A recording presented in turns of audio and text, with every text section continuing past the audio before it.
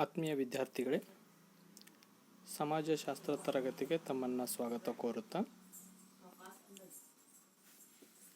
ಈ ಮೊದಲಿನ ಅವಧಿಯಲ್ಲಿ ನಗರ ಸಮುದಾಯದ ಪ್ರಕಾರಗಳ ಕುರಿತು ಚರ್ಚಿಸ್ತಾ ಇದ್ದೀವಿ.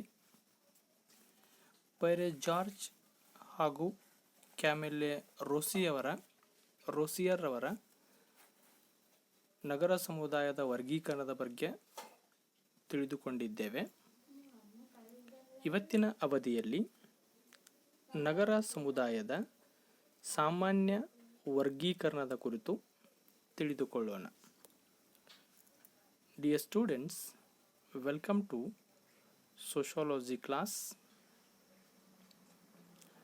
We are discussing about the types of urban community. In last class, we know the classification of urban community made by Pierre George and Camille Rossier. Today, we will discuss the general classification of urban community. ನಗರ ಸಮುದಾಯದ ಸಾಮಾನ್ಯ ವರ್ಗೀಕರಣದಲ್ಲಿ ಮೊದಲನೆಯ ಪ್ರಕಾರ ಔದ್ಯೋಗಿಕ ನಗರಗಳು ಅಂತ. ಕೈಗಾರಿಕೆಗಳನ್ನು ಕೇಂದ್ರವಾಗಿಟ್ಟುಕೊಂಡು ನಿರ್ಮಾಣಗೊಂಡಿರುವಂಥ ನಗರಗಳನ್ನು ಔದ್ಯೋಗಿಕ ನಗರಗಳು ಅಂತ ಕರಿತೀವಿ. ಈ ನಗರದ ಕೇಂದ್ರ ಬಿಂದುಗಳೇ ಕೈಗಾರಿಕೆಗಳು. ವೈವಿಧ್ಯಮಯ ಕೈಗಾರಿಕೆಗಳನ್ನು ಹೊಂದುವುದರ ಮೂಲಕ ನಗರ ಬೆಳವಣಿಗೆಯನ್ನು ಪೂರೈಸುವಂಥದ್ದು. ಉದಾಹರಣೆಗೆ ಭಿಲಾಯಿ, ದುರ್ಗಾಪುರ, ಜೇಮ್ಸೆಡ್ಪುರದಂತಹ ನಗರಗಳು ಔದ್ಯೋಗಿಕ ನಗರಗಳಿಗೆ ಉತ್ತಮ ಉದಾಹರಣೆಗಳಾಗಿವೆ. ಇವು ಕಬ್ಬಿಣ, ಉಕ್ಕು, ಸಕ್ಕರೆ, ಕಾಗದ, ವಾಹನ ಉತ್ಪಾದನಾ ಕೇಂದ್ರಗಳಾಗಿ ಬೆಳೆದು ಬಂದಿದ್ದನ್ನು ನಾವು ಕಾಣ್ತೀವಿ. ಔದ್ಯೋಗಿಕ ನಗರಗಳಲ್ಲಿಯೇ ಮತ್ತೆ ನಾವು ಎರಡು ಪ್ರಕಾರಗಳನ್ನಾಗಿ ಮಾಡ್ಕೊಳ್ತೀವಿ.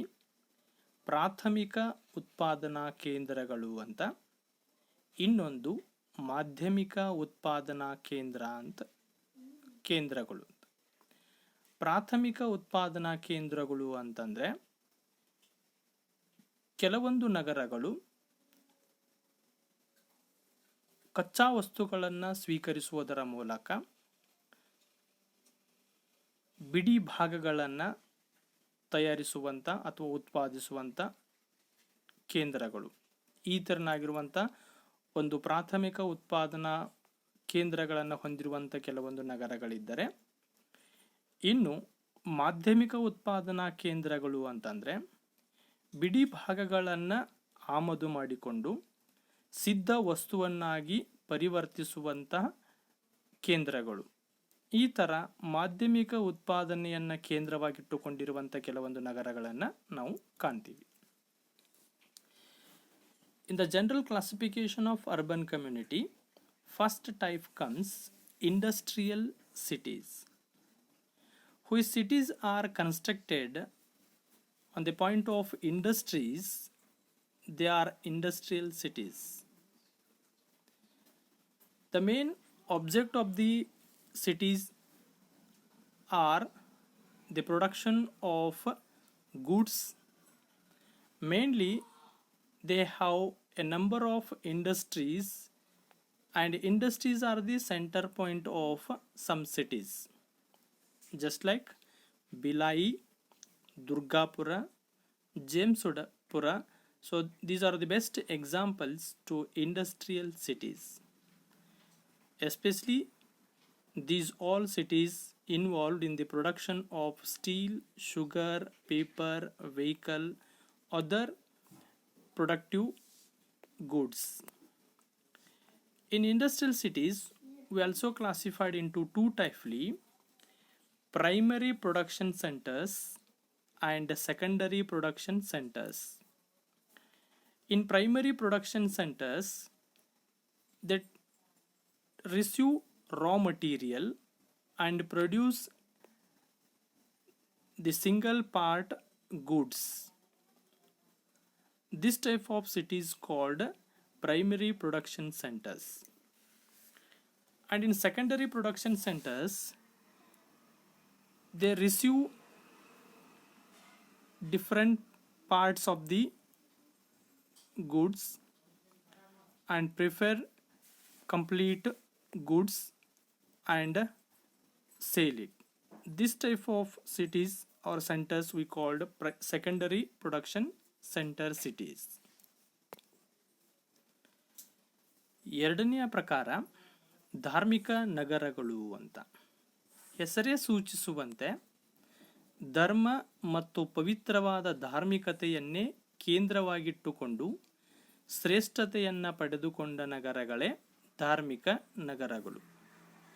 ಈ ನಗರಗಳ ಮುಖ್ಯ ಚಟುವಟಿಕೆನೇ ಧಾರ್ಮಿಕ ಚಟುವಟಿಕೆಗಳಿಗೆ ಪ್ರಸಿದ್ಧಿಯಾದಂಥವುಗಳು, ಹೆಸರುವಾಸಿಯಾದಂಥವುಗಳು. ಪ್ರಾಚೀನ ಕಾಲದಿಂದಲೂ ಧಾರ್ಮಿಕ ನೆಲೆಯನ್ನಿಟ್ಟುಕೊಂಡು ಬೆಳೆದು ಬಂದಿರುವಂಥ ನಗರಗಳು. ಉದಾಹರಣೆಗೆ ತಿರುಪತಿ, ಕಾಶಿ, ಹರಿದ್ವಾರ, ಮಂತ್ರಾಲಯದಂತಹವುಗಳು ಹಲವಾರು ನಗರಗಳನ್ನು ನಾವು ಭಾರತದಲ್ಲಿ ಈ ಥರ ಧಾರ್ಮಿಕ ನೆಲೆಗಟ್ಟಿನ ಮೇಲೆ ಬೆಳೆದು ಬಂದಿರುವಂಥ ನಗರಗಳನ್ನು ಕಾಣ್ತೀವಿ. Second one, religious cities. Which cities get more importance on the basis of religious centers of religion and holiness. From ancient period, they are famous for religious activities. They are the one type of holy places of the some religion. For example, Tirupati, Kashi, Haridwara, Mantralaya, they are the best examples to religious cities. ಮೂರನೆಯ ಪ್ರಕಾರ ವ್ಯಾಪಾರ ಮತ್ತು ವಾಣಿಜ್ಯ ನಗರಗಳು. ವ್ಯಾಪಾರ ಮತ್ತು ವಾಣಿಜ್ಯ ಚಟುವಟಿಕೆಗಳನ್ನು ನಿರ್ವಹಿಸುವಂಥ ನಗರಗಳು ಇವಾಗಿವೆ. ಇವು ಮೊದಲಿಂದಲೂ ಕೂಡ ವ್ಯಾಪಾರ ವಹಿವಾಟದ ಮುಖ್ಯ ಉದ್ಯೋಗವನ್ನಾಗಿ ನಿರ್ವಹಿಸುವಂಥ ನಗರಗಳು.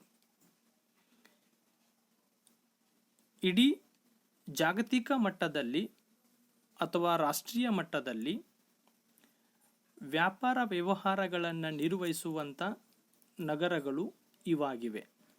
ಉದಾಹರಣೆಗೆ ಬಾಂಬೆ, ಕಲ್ಕತ್ತಾ, ಮದ್ರಾಸ್, ಬೆಂಗಳೂರು ದಂತಹ ನಗರಗಳು ವಾಣಿಜ್ಯ ವ್ಯಾಪಾರ ವ್ಯವಹಾರಗಳಿಗೆ ಪ್ರಸಿದ್ಧಿಯನ್ನು ಪಡೆದಿರುವಂಥ ನಗರಗಳು. Third type, trade and commerce cities. which cities are managing trade and commerce or business activities. They are called as a trade and commerce cities. The main occupation of the cities is business or maybe trade or maybe commerce.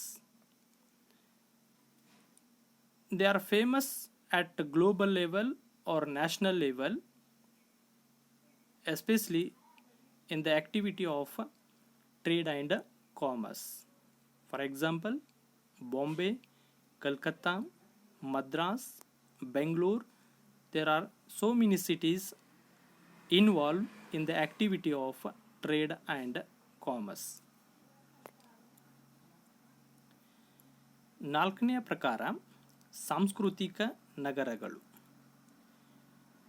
ಭಾರತದಲ್ಲಿ ಕೆಲವು ನಗರಗಳು ತನ್ನದೇ ಆದ ವಿಶಿಷ್ಟ ಸಂಸ್ಕೃತಿಯನ್ನು ಒಳಗೊಂಡು ಪ್ರಸಿದ್ಧಿಯನ್ನು ಪಡೆದಿರುತ್ತವೆ.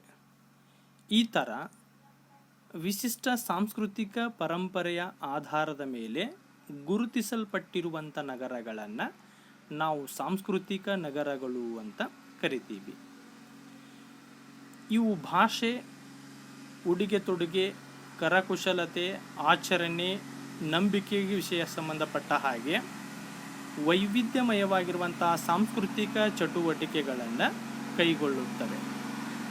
ಉದಾಹರಣೆಗೆ ಮೈಸೂರು, ದೆಹಲಿ, ಲಖನೌ, ಪೂರಿದಂತಹ ನಗರಗಳು ಸಾಂಸ್ಕೃತಿಕ ನಗರಗಳೆಂದು ಹೆಸರುವಾಸಿಯಾಗಿವೆ.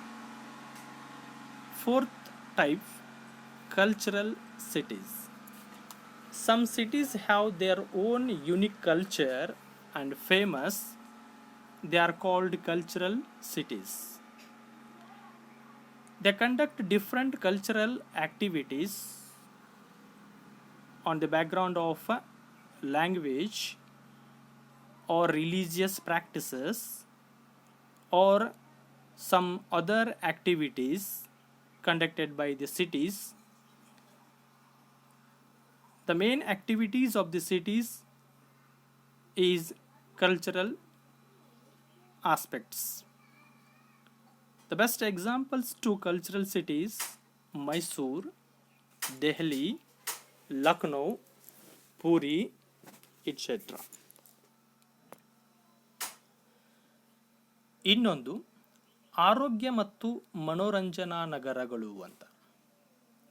ಉತ್ತಮವಾದ ವಾತಾವರಣ ಮತ್ತು ಮನೋರಂಜನೆಯಿಂದ ಕೂಡಿದಂಥ ನಗರಗಳನ್ನು ನಾವು ಆರೋಗ್ಯ ಮತ್ತು ಮನೋರಂಜನಾ ನಗರಗಳು ಅಂತ ಕರಿತೀವಿ. ಒಂದು ಉತ್ತಮ ಆರೋಗ್ಯಕ್ಕೆ ಅನುಕೂಲಕಾರಿಯಾಗಿರುವಂತಹ ವಾತಾವರಣವನ್ನು ಹೊಂದಿರುವಂತಹ ನಗರಗಳನ್ನು ನಾವು ಕಾಣ್ತೀವಿ. ಇನ್ನೊಂದೆಡೆ ಕೆಲವೊಂದು ನಗರಗಳು ವೈವಿಧ್ಯಮಯ ಮನೋರಂಜನಾ ಚಟುವಟಿಕೆಗಳನ್ನು ಕೈಗೊಳ್ಳುವುದರ ಮೂಲಕ ಹೆಸರುವಾಸಿಯಾಗಿವೆ. ಅದು ಕ್ರೀಡೆ ಇರಬಹುದು, ಉದ್ಯಾನವನ ಇರಬಹುದು, ಅಥವಾ ಸ್ಪರ್ಧೆಗಳನ್ನು ಏರ್ಪಡಿಸುವ, ಜಾತ್ರೆ ಉತ್ಸವಗಳನ್ನು ಏರ್ಪಡಿಸುವಂತಹ ನಗರಗಳಾಗಿರಬಹುದು. ಉದಾಹರಣೆಗೆ ಮೈಸೂರು, ಊಟಿ, ನೈನಿತಾಲ್, ಮಹಾಬಲೇಶ್ವರ, ರಾಂಚಿದಂತಹ ಹಲವಾರು ನಗರಗಳು ಇಂತಹ ಆರೋಗ್ಯ ಮತ್ತು ಮನೋರಂಜನೆಯನ್ನು ಒದಗಿಸುವ ನಗರಗಳಾಗಿ ಬೆಳೆದು ಬಂದಿವೆ. Another one classification, health and recreational cities. These cities have good climate and recreational activities. One side, some cities are providing a healthy environment, and another one, some cities are providing some recreational activities enjoy to the people, maybe through sports or through garden or through other activities just like fair, festivals.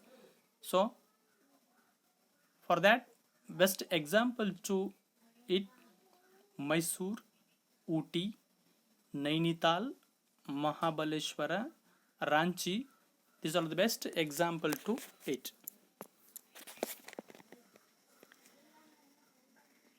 ಇನ್ನೊಂದು ಐತಿಹಾಸಿಕ ನಗರಗಳು ಅಂತ. ಐತಿಹಾಸಿಕ ಪರಂಪರೆ ಮತ್ತು ಸ್ಮಾರಕಗಳನ್ನು ಒಳಗೊಂಡ ನಗರಗಳೇ ಐತಿಹಾಸಿಕ ನಗರಗಳು. ಕೆಲವೊಂದು ನಗರಗಳು ಐತಿಹಾಸಿಕವಾಗಿ ಪ್ರಾಮುಖ್ಯತೆಯನ್ನು ಪಡೆದುಕೊಂಡಿರುವಂಥ ನಗರಗಳಾಗಿವೆ. ಜಾಗತಿಕ ಮಟ್ಟಕ್ಕೆ ತೆಗೆದುಕೊಂಡರೆ ರೋಮ್, ಗ್ರೀಕದಂತಹ ನಗರಗಳಿದ್ದರೆ, ಭಾರತದಲ್ಲಿಯೂ ಕೂಡ ಈ ಥರ ಐತಿಹಾಸಿಕ ಪರಂಪರೆಯನ್ನು, ಸ್ಮಾರಕಗಳನ್ನು, ಪ್ರಾಚೀನ ರಚನೆಗಳನ್ನು ಹೊಂದಿರುವಂಥ ನಗರಗಳು ಕೂಡ ಇಲ್ಲಿವೆ.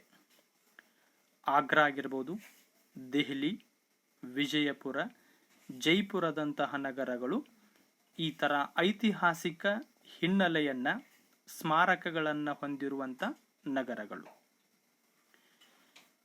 Another one type of community, urban community, historical cities. Which cities had ancient tradition and monuments are the historical cities. Some cities had historical background or some ancient constructions, monuments, and some museums. For that sense, they are the historical cities. For example, Agra, Delhi, Vijayapura, Jaipura, etc. ಇನ್ನೊಂದು ರಾಜಧಾನಿ ನಗರಗಳು ಅಂತ. ಪ್ರತಿಯೊಂದು ರಾಜ್ಯವು ತನ್ನದೇ ಆದ ರಾಜಧಾನಿಯನ್ನು ಹೊಂದಿದೆ.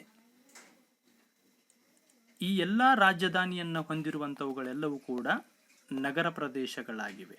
ಹಾಗಾಗಿ ಇವುಗಳನ್ನು ರಾಜಧಾನಿ ನಗರಗಳು ಅಂತ ಕರಿತೀವಿ. ಆಡಳಿತದ ಕೇಂದ್ರ ಬಿಂದುಗಳಾಗಿ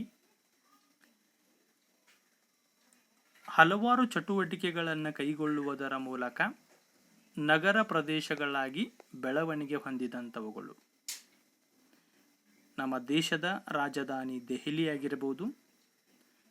ಆದರೆ ಅದೇ ಥರ ಪ್ರತಿಯೊಂದು ರಾಜ್ಯವು ತನ್ನದೇ ಆಗಿರುವಂಥ ಒಂದು ಕ್ಯಾಪಿಟಲ್ ಸಿಟಿಯನ್ನು, ರಾಜಧಾನಿಯನ್ನು ಹೊಂದಿದ ಬೆಂಗಳೂರು, ಬಾಂಬೆ, ಕಲ್ಕತ್ತಾದಂಥವುಗಳು. ಇವುಗಳನ್ನು ನಾವು ರಾಜಧಾನಿ ನಗರಗಳು ಅಂತ ಕರಿತೀವಿ. Another one, capital cities. Every state has its own capital city. The capital city is the center point of some cities. They are called capital cities. The capital cities always conduct different administrative activities, and they give chance to conduct different works. They may developed as a capital cities. For example, Delhi, Bangalore, Bombay, Kolkata, they are the best examples to capital cities. Eighth one, ಇನ್ನೊಂದು ಶೈಕ್ಷಣಿಕ ನಗರಗಳು ಅಂತ. ಶೈಕ್ಷಣಿಕವಾಗಿ ಪ್ರಾಮುಖ್ಯತೆ ಪಡೆದುಕೊಂಡು ಶಿಕ್ಷಣ ಕೇಂದ್ರಗಳಾಗಿ ಬೆಳೆದು ಬಂದ ನಗರಗಳೇ ಶೈಕ್ಷಣಿಕ ನಗರಗಳು. ಈ ನಗರಗಳ ಮುಖ್ಯ ಉದ್ದೇಶ ವೈವಿಧ್ಯಮಯವಾಗಿರುವಂಥ ಉನ್ನತ ಶಿಕ್ಷಣ ಕೇಂದ್ರಗಳನ್ನು ಹೊಂದುವುದರ ಮೂಲಕ ಆ ಒಂದು ಅವಶ್ಯಕತೆಯನ್ನು ಈಡೇರಿಸುವ ಕಾರ್ಯದಲ್ಲಿ ನಿರತವಾಗಿರುವಂಥ ನಗರಗಳು. ಕೆಲವೊಂದು ಪ್ರಾಚೀನ ಕಾಲದಿಂದಲೂ ಶಿಕ್ಷಣವನ್ನು ನೀಡುವಂಥ ನಗರಗಳಾಗಿ ಬೆಳೆದು ಬಂದಿದ್ದಾವೆ. ಪ್ರಸ್ತುತ ಅವಧಿಯಲ್ಲಿಯೂ ಕೂಡ ಕೆಲವೊಂದು ಶಿಕ್ಷಣದ ಕೇಂದ್ರಗಳನ್ನು ಹೊಂದುವುದರ ಮೂಲಕ ಶೈಕ್ಷಣಿಕ ನಗರಗಳಾಗಿ ಬೆಳೆದು ಬಂದಿವೆ. ಉದಾಹರಣೆಗೆ ನಲಂದ, ಉಜ್ಜಯಿನಿ, ಮಣಿಪಾಲ, ಧಾರವಾಡದಂತಹ ನಗರಗಳನ್ನು ನಾವು ಶೈಕ್ಷಣಿಕ ನಗರಗಳು ಅಂತ ಕರಿತೀವಿ. Another one classification, educational cities. which cities are introduced as a educational centers and they get importance only to giving education. They are called educational cities. The main object of this type of cities is to provide higher education, to provide different courses education. For example, Nalanda, Ujjaini, Manipal, Dharwad, they are the best example to educational cities. ಇನ್ನೊಂದು military ಅಥವಾ ಶೈಕ್ಷಣಿಕ ನಗರಗಳು ಅಂತ. ಸೈನಿಕ ತರಬೇತಿ ಕೇಂದ್ರಗಳನ್ನು ಒಳಗೊಂಡು ಪ್ರಸಿದ್ಧಿ ಪಡೆದುಕೊಂಡಿರುವಂಥ ನಗರಗಳನ್ನೇ ಮಿಲಿಟರಿ ನಗರಗಳು ಅಂತ ಕರಿತೀವಿ. ಸೊ ಸೈನಿಕ ತರಬೇತಿಯನ್ನು ನೀಡುವಂಥ ಕೇಂದ್ರಗಳು ಅವರ ಅವಶ್ಯಕತೆಗಳನ್ನು ಈಡೇರಿಸುಗೋಸ್ಕರವಾಗಿ ನಗರ ಪ್ರದೇಶಗಳಾಗಿ ಬೆಳೆದು ಬಂದಂಥವುಗಳು. ಇವುಗಳನ್ನು ಸೈನಿಕ ನಗರಗಳು ಅಂತೂ ಕೂಡ ಕರೆಯಲಾಗ್ತದೆ. ಉದಾಹರಣೆಗೆ ಡೆಹ್ರಾಡೂನ್, ಪುಣೆ, ಅಂಬಾಲ್ ಇವುಗಳನ್ನು ನಾವು ಮಿಲಿಟರಿ ನಗರಗಳು ಅಂತ ಕರಿತೀವಿ. Another one, military cities. which cities get popularity on the ground of military training centers. They are called military cities. The main intention of this type of cities is only the military training centers, and also they provide some opportunities those who are taking training, they developed as a cities. For example, Dehradun, Pune, Ambala. These all are the military cities. And last one, ಕೊನೆಯದಾಗಿ ವೈವಿಧ್ಯತೆಯ ನಗರಗಳು. ವ್ಯಾಪಾರ, ವ್ಯವಹಾರ, ಉತ್ಪಾದನೆ, ಶಿಕ್ಷಣ, ಸಂಸ್ಕೃತಿ, ಮನೋರಂಜನೆಯಂತಹ ಹಲವಾರು ಚಟುವಟಿಕೆಗಳನ್ನು ಕೇಂದ್ರವಾಗಿಸಿಕೊಂಡಂಥ ನಗರಗಳೇ ವೈವಿಧ್ಯತೆಯ ನಗರಗಳು. ಈ ಮೇಲಿನ ಎಲ್ಲ ಗುಣಲಕ್ಷಣಗಳನ್ನು, ಈ ಮೇಲಿನ ಎಲ್ಲ ಉದ್ದೇಶಗಳನ್ನು ಒಳಗೊಂಡಿರುವಂಥ ನಗರಗಳನ್ನು ನಾವು ವೈವಿಧ್ಯತೆಯ ನಗರಗಳು ಅಂತ ಕರಿತೀವಿ. ಉದಾಹರಣೆಗೆ ಬಾಂಬೆ, ಬೆಂಗಳೂರು, ಕಲ್ಕತ್ತಾ, ಮದ್ರಾಸ್ ಅಂತ ಹಲವಾರು ನಗರಗಳನ್ನು ನಾವು ವೈವಿಧ್ಯತೆಯ ನಗರಗಳು ಅಂತ ಕರಿತೀವಿ. Last one, diversified cities. Which cities are involved in many activities like trade, business, production, education, culture, and recreational activities. They are called as a diversified cities. So this type of cities mainly involve what we discussed the above activities or purposes. They all the activities we found in this type of cities. For example, Bombay, Bangalore, Kolkata, Madras, they are the best examples to diversified cities. ಕೊನೆಯದಾಗಿ, ಈ ಮೇಲಿನವುಗಳು ನಗರ ಸಮುದಾಯದ ಸಾಮಾನ್ಯ ಪ್ರಕಾರಗಳಾಗಿರುವಂಥದ್ದನ್ನು ನಾವು ಕಾಣ್ತೀವಿ. ನಗರಗಳ ವರ್ಗೀಕರಣವು ಒಂದು ಕ್ಲಿಷ್ಟಕರವಾದ ಕಾರ್ಯವಾಗಿದ್ದು, ಅದರ ಜ್ಞಾನ ನಗರ ನಿರ್ವಹಣೆಗೆ ಅತ್ಯವಶ್ಯಕವಾಗಿರುವಂಥದ್ದನ್ನು ಮಾತ್ರ ನಾವು ಅರಿತುಕೊಳ್ಳಬೇಕಾಗ್ತದೆ ಅಂತ. Come to the conclusion. This is the general classification of urban community. Classification of cities is a very difficult task, but this knowledge is essential to manage the urban community. Dear students, in next class we discuss another one concept. Thank you.